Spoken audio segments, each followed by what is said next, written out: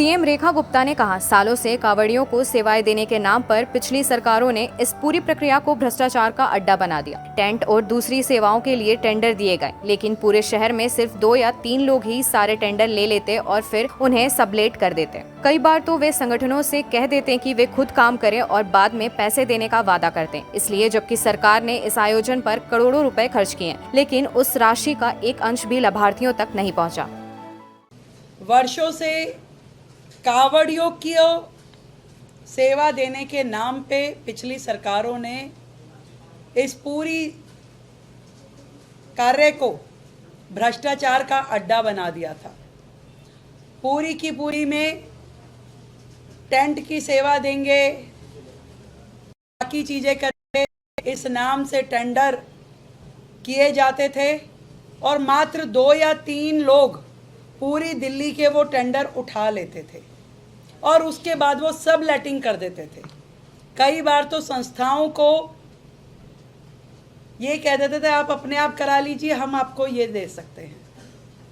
यानी कि सरकार खर्चती थी 500 रुपये और नीचे जो लाभ था वो 100 रुपये का भी नहीं पहुंचता था।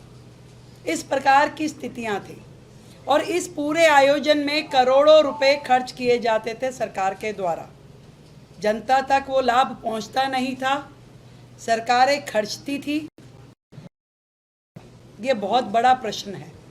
अभी भी जब हमने कांवड़ यात्रियों की उन समितियों को बुलाया और उनसे चर्चा करी कि आपको क्या क्या समस्याएं आती है, तो उन्होंने बताया कि आखिरी दिन तक भी टेंट लग नहीं पाते थे।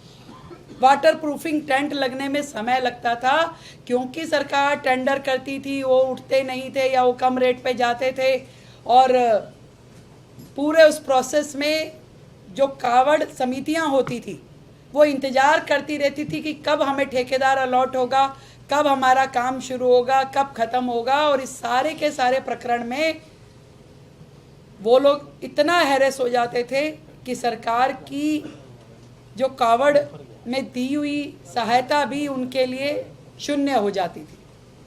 और इस पूरी प्रक्रिया को सुधारने के लिए कभी पिछली सरकारों के द्वारा कोई रिफॉर्म, कोई सजेशन जनता से लिए नहीं गए, कभी उस पर काम किया नहीं गया।